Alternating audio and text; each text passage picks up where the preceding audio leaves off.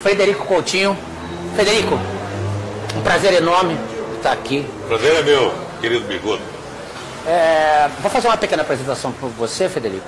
Frederico Miller Coutinho, CEO do jornal Folha do Estado, presidente da Miller Coutinho Holding Participações, comendador e empresário de destaque em Mato Grosso, atuando no cenário empresarial e social do estado de Mato Grosso.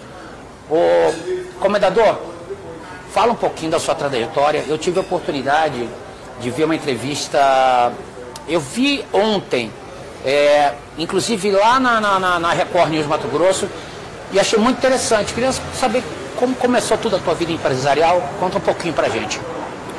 Bom, primeiramente eu queria dar uma pincelada aí no que você vem desenvolvendo, o seu trabalho aí na coluna Pois não. Prosa e Cozinha, porque ele é um produto que eu vi ali se fortalecer de maneira muito forte através das páginas da Folha do Estado. Então eu pude ver, eu pude acompanhar o passo a passo da construção de uma marca, que é a coluna Prosa e Cozinha, entendeu? E vi ela sair das páginas ali da Folha do Estado e agora passou a ser, além de estar ocupando esse espaço na Folha do Estado, agora você tem mais esse braço na televisão. Você está de parabéns pela forma que você vem conduzindo.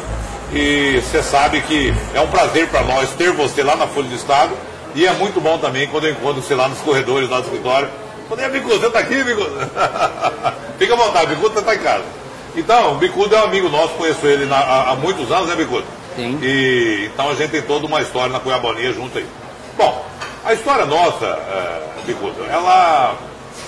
Quando eu era muito jovem, eu não conseguia me identificar direito como eu ia desenvolver minhas atividades profissionais da minha vida. Eu vinha de uma família de políticos e funcionários públicos, correto? Só que eu era uma pessoa que não me identificava, apesar de me identificar com a política, mas, na verdade, no fundo, no coração, eu já era um empresário, não conseguia me identificar porque eu não tinha exemplos próximos, entendeu? E aquilo foi se desenvolvendo, eu fui entendendo o que eu era. E na primeira oportunidade que eu tive, meu pai me deu um dinheiro lá, em vez de eu comprar um celular, em vez de eu comprar gastar o dinheiro com festa, falei, não, vou começar uma atividade aqui, vou começar a emprestar dinheiro a juros. Porque eu entendi a atividade como funcionava, e eu fui, juro para um, juro para outro, juro para outro, fiz uma carteira ali, dinheiro era micharia, na época era 4 mil reais, hoje uns 20 mil, vamos supor. Então comecei a oferir lucro com aquilo, correto? E a partir dali, por exemplo, eu busquei forma de capitalizar para fazer aquele negócio crescer, fiz uma parceria com o Messias Bruxo, seu amigo, meu amigo, e nós fizemos evento aí na época era o Getúlio, chamava Sexta Mix, o que era um sucesso na cidade, e ele era uma estrela na muitas noite. vezes. Ave Maria, você foi muito lá, moço. Sim. E toda sexta-feira eu era o parceiro lá e muitas das vezes eu que bolava o nome da festa, definia o tema da noite e passava para ele aprovava ali, a gente dava sequência. Aquilo deu dinheiro. Aquilo ali durou ali mais de um ano, aquela parceria semanalmente, era frenético o ritmo. E como eu gostei daquela atividade, era uma atividade catalisadora, principalmente para mim que tinha uma estrutura leve, entendeu? Gerava receita de fato. Porque a noite, antigamente, ela não era igual a noite de hoje. Hoje você anda sábado, aí tá tudo vazio. Antigamente, isso aqui, essa Getúlio Vargas aqui, nós estamos aqui no Chopão, isso aqui parava de gente. Sim. Isso aqui lotava de carro, era desde o Getúlio até aqui nessa esquina, era uma coisa diferente. As pessoas vinham de fora aqui em Cuiabá, ficavam impressionadas com a década de 90 nossa. Entendeu? Aqui era uma loucura. Então, claro que isso aí tudo, quem se posicionasse comercialmente bem na época, ia gerar fluxo de caixa. Então, e eu gostei daquilo ali, e dali eu fiz uma parceria com o Marcelo Marini, seu conhecido também, pessoa que tem história aqui, dono do Opera Light. Sim. Eu até brinquei que comecei, você conhece essas casas noturnas? Muito. Mas eu estava lá na Record News conversando com a moça eu vi. E ela não sabia do que eu estava falando. E eu percebi lá o rosto dela. Eu falei, você não sabe quais são essas casas noturnas? Eu não sei. Naquele momento eu percebi que eu devia ter uns 20, 30 anos mais velho que ela. E ela não sabia, não era da minha época. E também no Ópera também foi muito bom. Então eu fui capitalizando, eu fui reinvestindo na área de factoring, entendeu? E essa área foi tomando corpo. Aí eu já montei a partir dali, quando eu terminei esse ciclo com o evento, eu montei um escritório e comecei ali fazer uma operação de factory, organizei CPF, CNPJ, né? E ali, vamos dizer que foi naquele momento ali, entre os eventos e essa primeira factory minha, que iniciou de fato minha vida empresarial. Federico, como que foi para você, como que foi o início da Folha do Estado? A gente estava conversando sobre isso, achei muito interessante. O intervalo entre esse momento, tá, que eu estou te falando agora, até chegar no ramo de comunicação, aconteceu muitas coisas. Dali, daquele pontapé ali, daí eu montei uma empresa de cobrança, teve problema de liquidez no mercado, essa empresa de cobrança ganhou muita escala, meu irmão André veio como sócio lá no início, e nós dois construímos um grupo aí, depois veio outro irmão, Arthur, e fomos multiplicando frentes de atividades, correto? Então, chegamos a operar aí simultaneamente em 5, 6 frentes com 400 funcionários diretos, entendeu? E era muito grande. Entre o ano de 2010 até 2020, mais ou menos, a gente viveu num Brasil diferente do que é hoje, principalmente até 2016, 2017 ali. Era um Brasil onde havia muito fluxo de caixa, as vendas era um país mais líquido, o crédito era mais fácil. Então as atividades, elas se desenvolveram. Até que chegou a pandemia, precisou-se ali, né, fazer um redesenho geral das atividades, porque muita coisa que funcionava passou a não funcionar, entendeu? Muita coisa que eu não gostava, por exemplo, que é o mercado digital, que eu não olhava muito, passei a olhar, porque percebi que o mundo estava migrando de uma forma muito rápida para o mercado digital. E eu tinha uma certa... eu gostava do mercado de comunicação, entendeu? Tinha uma certa paixão pelo jornalismo, olhava lá os portais de notícia, entendia, por exemplo, a dinâmica até de cor. Não é à toa que a cor da Folha do Estado era predominantemente azul. Programa Prosa e Cozinha, com Fernando Bicudo. Eu sei o motivo pelo qual, então eu estudei. Comendador, bom, já chegou aqui a porçãozinha de início, né? Um pintado ao molho tártaro. Dando todos os detalhes. E quando chegou a hora, entendeu? Eu iniciei início de 2020, antes da pandemia ainda. Eu fiquei sócio de um pequeno portal de notícia, correto? Foi um tempo ali só de um aprendizado, entendimento da dinâmica do mercado, do fechamento dos contratos com as instituições públicas, com as empresas. E ali eu estava pronto ali para construir um projeto maior. Foi ali que iniciamos a Folha do Estado, quer dizer, uma marca antiga, entendeu? Porém um projeto novo, final de 2021, e é o que é hoje a Folha do Estado. Era isso que eu ia falar. Da comunicação, e graças a Deus. É isso que eu ia falar. Último trimestre foram 130 milhões de views. Isso, as redes sociais nossas, elas entregaram em torno de 120 milhões de visualizações nos últimos... rede social e portal notícias, 120 milhões de visualizações nos últimos 90 dias. Era isso que eu queria falar. Quem olha hoje... É real, tá? Esse número é real. Se alguém questionar, eu printo todos os relatórios e mostro. Sim. Não tem como burlar esses números. Você não tem como mexer no número do Instagram, por exemplo. Se você olhar no Instagram agora, tem só a Folha do Estado. O Instagram da Folha apresenta nos últimos 30 dias 33 milhões de visualizações. É mais de 1 milhão de visualização por dia, só o Instagram. E quem vê a Folha do Estado nesse patamar, imagina que já é um portal digital de muitos anos, né? Não, é um projeto jovem, que inclusive uma parte do mercado não entendeu ainda a envergadura, o porte e o alcance da Folha do Estado, tá? Tem gente que ainda não. Mas como ela é um portal de notícias de viés conservador, o conservador ele tem um comportamento peculiar. O mesmo conservador de Cuiabá, ele gosta do mesmo assunto que o conservador de São Paulo, Rio de Janeiro. Sim. Entendeu? Então, se o Abílio, por exemplo, der uma entrevista aqui, a entrevista defende de maneira bem contundente, o Faisal, uma pauta que é cara aos conservadores, o Brasil inteiro vai ler.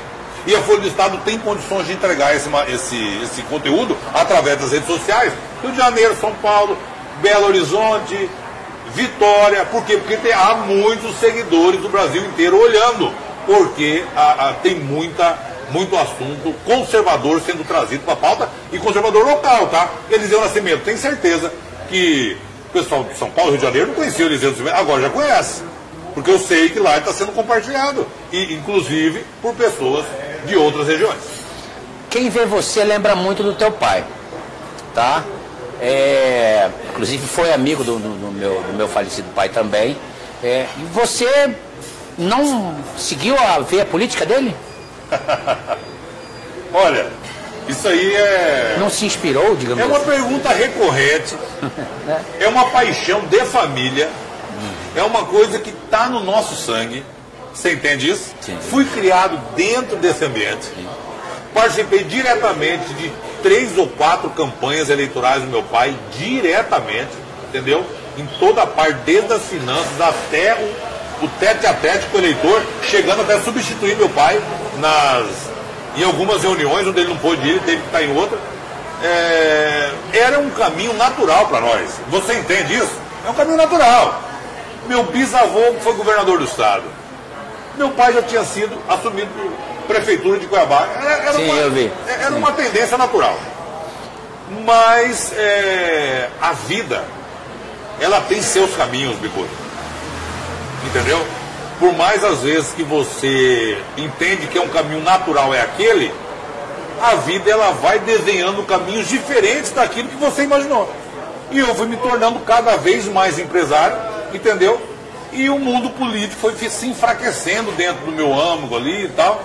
Hoje em dia, eu tenho aí uma interação muito forte com o mundo político, em função, naturalmente, da Folha do Estado. Porque essas pessoas flutuam, né? Elas estão ali dentro da Folha do Estado agora o tempo todo. E eu dou o tempo todo conversando com elas, entendeu? Onde, por exemplo, eu falei do Faisal, entendeu? Então a gente fala com os políticos de maneira constante. É Devair Cabral, entendeu? Que não é um conservador, não é nada, mas é uma pessoa maravilhosa, gente boa, gosto dele, entendeu? Me ligou ontem para falar do aniversário dele, 60. Então o mundo político ele flutua muito ao meu redor hoje, mas eu não fui para o embate eleitoral. Sim, sim. E sinceramente eu tenho todos os recursos para fazer isso, de aprendizado, de entendimento, de política e tá de capacidade. Está Tá no sangue. Então, e teus irmãos também não acompanharam, né? Um é você é empresário, o André é empresário também. Empresário. O Alex é médico. E o Arthur é advogado. Todos nós gostamos de política. Todos nós gostamos de política. Até porque, Fred, teu pai foi vereador começou em 83 e depois em 97. Olha a diferença de tempo, ou seja... Não, foi até 2000. Até 2000. Porque 97 foi o início do último mandato. Então é muito 20 tempo. anos. É muito tempo você acompanhando a política dentro da tua família. Dentro, né? Da política. Dentro da política. Dentro da política totalmente. A saída dele ali para nós foi abrupta. A gente não esperava que aquelas eleições a gente não ia conseguir reeleger. Sim. Entendeu? Não esperava. Então foi uma saída abrupta e foi uma necessidade de readaptação rápida ali naquele momento para a gente conseguir se viabilizar rápido. Pessoal, só estamos no primeiro bloco, conversando aqui com o comendador Frederico Coutinho. Daqui a pouco a gente vai dar uma olhada no cardápio aqui, no Chopão, e a gente volta no próximo bloco. É isso aí. Programa Prosa e Cozinha, com Fernando Bicudo. Programa Prosa e Cozinha, com Fernando Bicudo. Comendador, bom, já chegou aqui a porçãozinha de início, né? Um pintado ao molho tártaro, que é um dos carros-chefes aqui do Chopão. Vamos começar aqui, até porque já passou do meio-dia, já está na hora da... Padrão Chopão, que é padrão internacional de qualidade, né? Quem que não gosta, né? Que isso. Vamos lá. Comendador, vou falar por tópicos, história e trajetória do jornal, tá? Poderia nos contar um pouco sobre a fundação do jornal e sua evolução ao longo dos anos? Bom, você conhece, né, a marca Folha do Estado, é uma marca tradicional aqui em Cuiabá, é uma marca que se fortaleceu ao longo dos anos e ela emergiu, né, a partir de 2016 ali, parou, ela saiu do ar e nós retomamos e iniciamos ali um projeto novo, correto? Não houve ali exatamente uma continuidade, vamos dizer assim, do meu projeto, mas vamos dizer que nós iniciamos ali um projeto novo, um portal novo, com novas filosofias de trabalho, uma plástica nova, comunicação visual nova, e ali na realidade foi uma nova empresa que iniciamos ali no final de 2021, apesar de ter o nome Marca Folha do Estado, que ela carrega naturalmente todo um peso histórico, né? Então é natural, e tem envergadura, tem força, e eu acredito que a gente nos últimos 3 anos aí conseguiu corresponder à expectativa que as pessoas criaram por ser uma marca pesada, uma marca forte. Pode citar aí quais os principais marcos e desafios enfrentados pelo jornal desde a sua criação? Os principais desafios? Sim. O início sempre é difícil, porque ele começa ali engateando, ele não tem acesso, as redes sociais são frágeis, o canal de distribuição de informação é frágil. Eu, por exemplo, eu era um líder do negócio, porém um líder que eu não tinha tanta bagagem naquele ramo, então eu buscava informações e bagagem constantemente. Então, apesar de eu entender muito bem sobre gestão, entender muito bem sobre liderança, entender muito bem sobre comunicação interpessoal, entendeu? Agora, o ramo de comunicação digital, o jornalismo, é toda uma ciência específica, entendeu? Então, precisou ali, na interação com o mercado, na competição com o mercado, trazendo profissionais que vinham já de outras redações maiores até então, da televisão inclusive, né, da TV Centro-América, vieram agregando valor para o projeto, e ele foi ganhando escala a partir disso. A qualidade do produto que estava sendo, das pautas produzidas, das matérias que estavam sendo publicadas, foi ganhando cada vez mais qualidade, e o jornal mais acesso e mais escala. Bem como muitos bons articulistas e bons colunistas foram agregando valor ao jornal, e assim como a coluna sua, Prosa e Cozinha, assim como a coluna da Mila Schneider, uma coluna internacional, ela escreve sobre assuntos do Oriente Médio, bem como assuntos que têm interesse internacional, como essa situação dos Estados Unidos, etc. Tem muito acesso aqui no Brasil e fora daqui, tá? Porque os assuntos, eles não são, vamos dizer assim, não são assunto local, é um assunto de interesse geral. Regionais, né?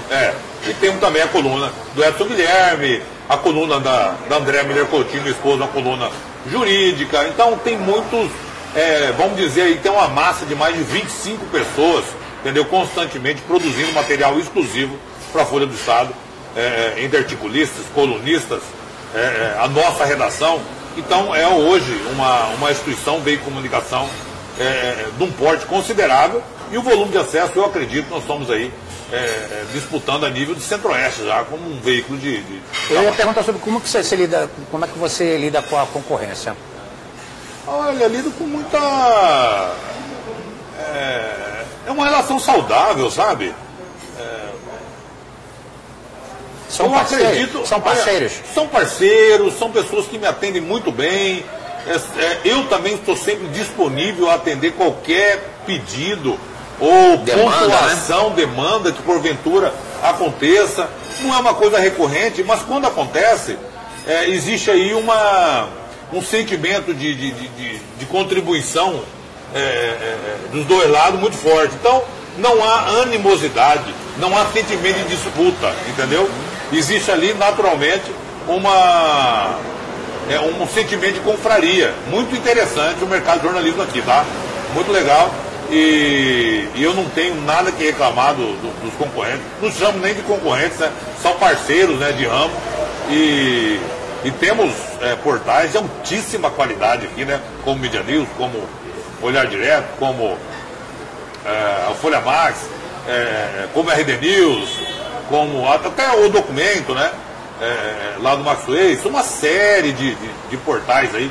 Repórter MT, espetacular o trabalho lá que ele tem feito lá, né? O menino, como chama o André Bichel, né? André, sim. Espetacular o trabalho dele, admiro muito. Então, e ele sabe disso, porque eu já pontuei para ele, eu não tenho dificuldade nenhuma de reconhecer a qualidade daqueles que já estão no mercado.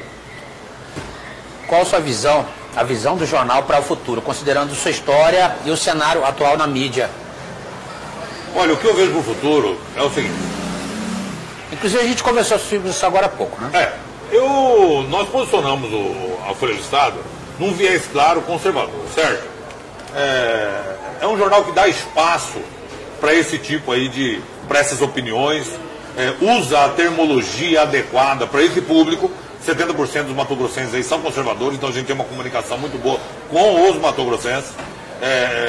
E era um espaço que era um público pouco atendido, eu entendia, certo? E eu entendo que o mercado vai abrir cada vez mais espaço para essa massa de informação conservadora que está vindo por aí e não tem como segurar, entendeu? Por mais que as pessoas tentam calar um político aqui, calar outro ali, essa briga, essa tensão toda, mas é uma massa de informação e uma sede das pessoas de receber essas informações muito forte que não tem como segurar.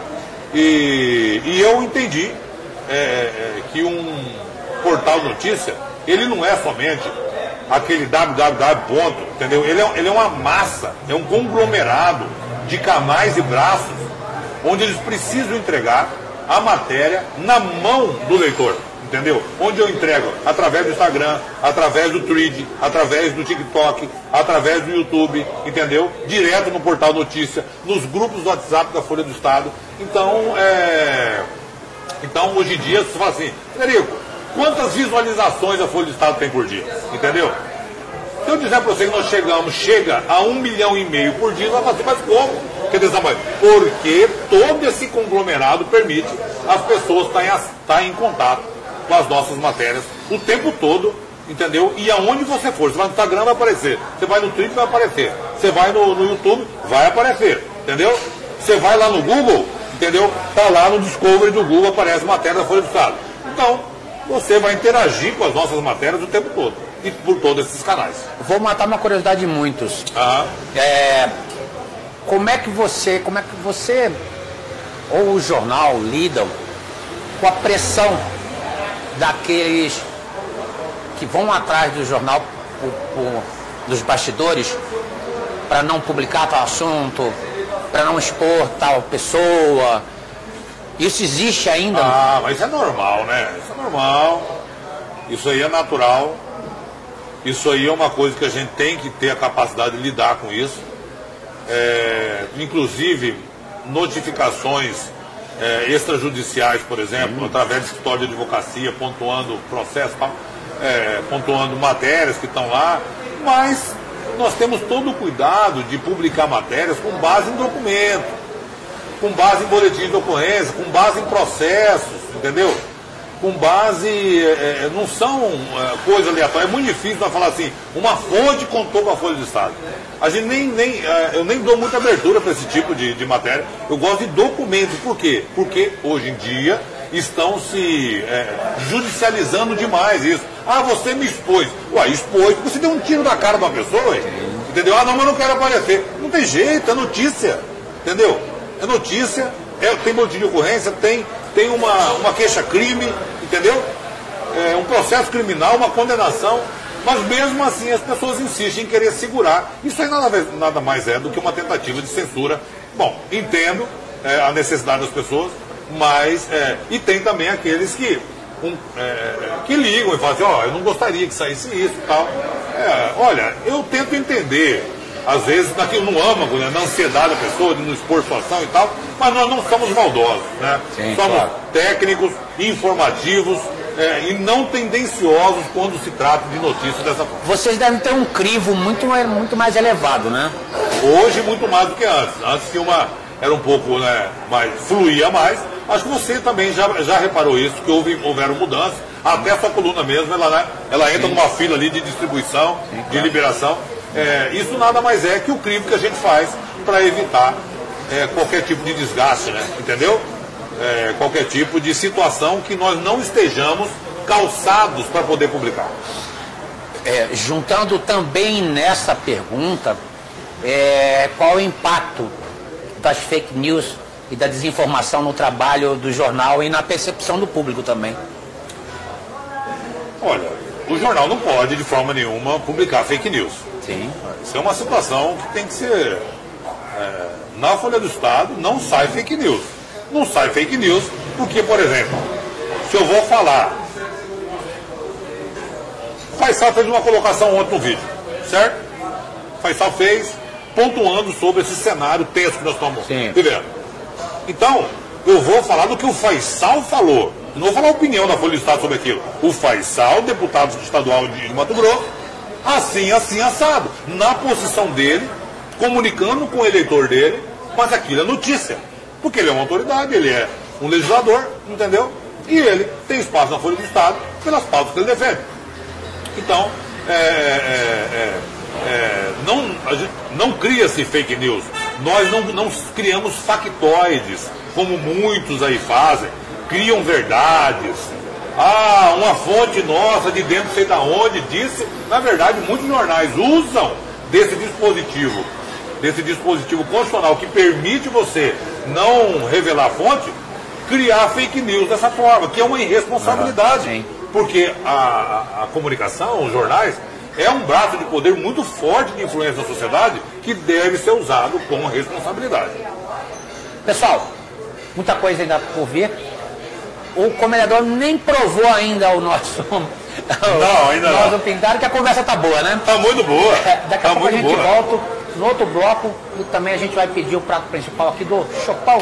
É isso aí. Programa Prosa e Cozinha, com Fernando Bicudo.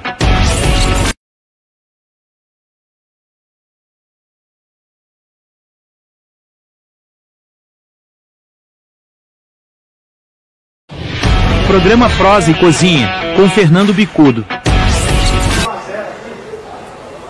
Comendador, já chegou o nosso prato principal. Tá cheiroso e tá gostoso, hein? Bonito, né? Pedimos um filé ao molho madeira, que também todos conhecem, e aqui no Chopão não seria diferente, e é muito bom. Comendador, eu sei que você trabalha em muitas frentes. Como é que é conviver com tantas frentes diferentes de trabalho? Eu acredito que isso seja uma característica de algumas pessoas ter essa dinâmica, de conseguir ter essa capacidade de enxergar de maneira simultânea em várias frentes diferentes. Eu consegui desenvolver atividades, empresas em ramos diferentes e ganhar em escala considerável em ramos totalmente diferentes, desde call center, corretora de seguros, corretora de imóvel, locadora para festa de evento. A Felicidade Locadora foi uma das maiores de Mato Grosso.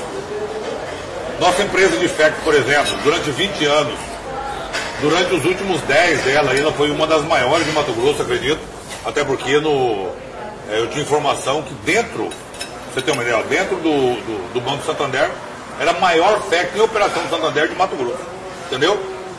E a Folha do Estado tem sido também uma grata surpresa e um sucesso, né? As pessoas têm recebido muito bem o nosso trabalho, o nosso formato.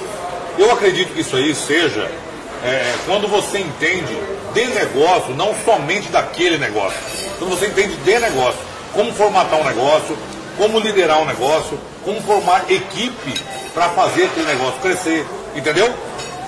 Eu acredito que o detalhe, o gancho está nisso aí.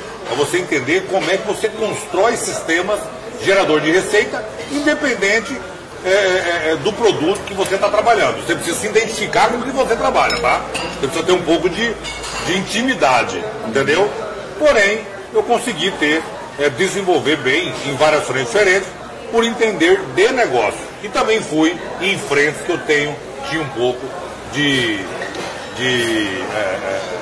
interação já com aquilo, e aquilo que eu não tinha, eu interrompi, eu interrompi o projeto. Perfeito. Comendador, como eu acabei de perguntar sobre suas frentes de trabalho, como é que é a tua vida em casa, por exemplo, no almoço? Consegue almoçar em casa, jantar em casa? Como é que funciona assim? Olha, apesar de trabalhar Perguntar muito... um pouco da intimidade do comendador.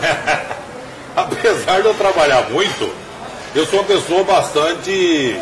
Eu sou um pai bem presente e uma pessoa caseira, sabe? Uhum. Então, eu almoço em casa, eu tomo café da manhã em casa a maioria das vezes. À noite, sempre eu vou estar em casa, a partir das 6, 7 horas. Mas hoje em dia, pelos instrumentos tecnológicos que nós temos, depois de criar o smartphone, não se tem hora para trabalhar. Então vou ter 1, 2 horas da manhã trabalhando todo dia, entendeu? Isso aí tem pesado, mas é o ritmo de trabalho nosso. Mas eu convivo bastante com as minhas filhas. Por exemplo, ontem, 4h30 da tarde, teve lá a apresentação do Dia dos Pais, estava eu lá no Coração de Jesus. Anteontem, a apresentação do 2h30 da tarde, estava eu no Coração de Jesus. Então eu sou bastante presente na vida das minhas filhas. Sou um marido muito presente também, sabe? Sempre estou com a minha esposa, não saio sem ela, não saio de forma nenhuma. Isso aí já é uma coisa de âmago próprio meu mesmo. Eu não tenho esse costume, né? De estar circulando sozinho na noite, ou indo em festa, ou em reuniões. Sempre eu vou estar, na maioria, sempre vou estar com ela. Não me lembro a última vez que eu fui para algum lugar sem ela.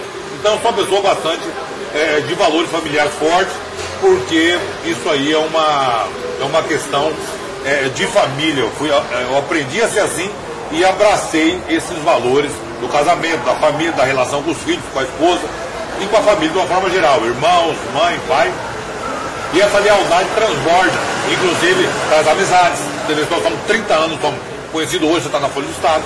É muito mais fácil de eu abrir espaço para uma pessoa que eu conheço há 30 anos com você, do que qualquer outro que vai bater um lá e falar assim, eu sou bom nisso. Não, conheço o Bicudo há 30 anos. Então, eu tenho esse sentimento de lealdade para aqueles que eu tenho essa interação, essa amizade.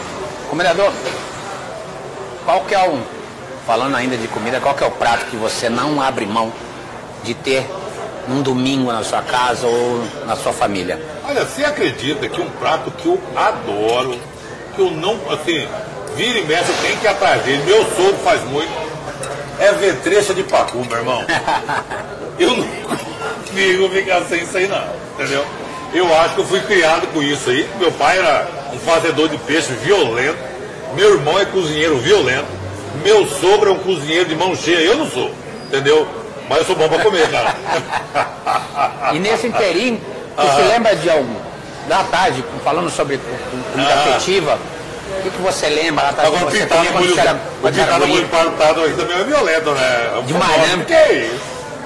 O filé também é bom, comida internacional. Então, mas a vetrecha de pacu, cara, eu adoro, é simples que eu adoro. E aquela comida de família, que você, como eu estava falando, tem algum prato que sua avó fazia, que é difícil de você ver hoje, ou sua mãe cozinhava, uma coisa diferente? A minha família, ela cozinha até hoje, costelinha de porco, arroz, entendeu?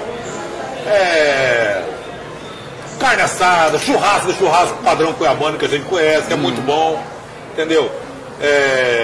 Agora, meu pai já pegava mais pesado. As feijoadas do meu pai, eu tenho muita saudade, que ele é um cara que não regulava fazer a feijoada dele, né?